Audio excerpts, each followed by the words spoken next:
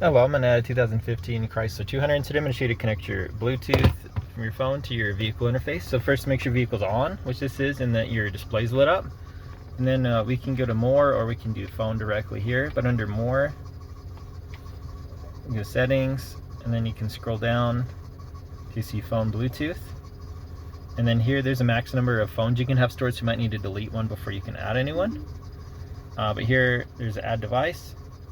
So we'll add device. And then from your phone, make sure you've got your Bluetooth on, which is that symbol. And often if you press and hold, it'll pull up your pairing menu. So then here we're gonna look for this Uconnect.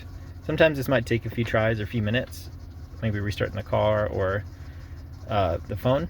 But anyways, it has these random numbers it wants to match, which they do match, so we'll hit pair. Then wait just another few moments for it to finish connecting. And pairing successful. You can make the phone a favorite, so it'll try to auto connect to your phone every time you start if you'd like. You can sync up your phone books, all those sorts of things as well. Make it easier to take calls and whatnot. But now that that's connected, you can take calls, messages like that. Under media, you can find that your Bluetooth music's here. Newer models, you might also be able to sync up maps and things like that as well. And if you're having issues with playing your music, make sure the volume's on your phone, as well as here, which your volume's right here. But I hope this is helpful. Hope you have a wonderful day.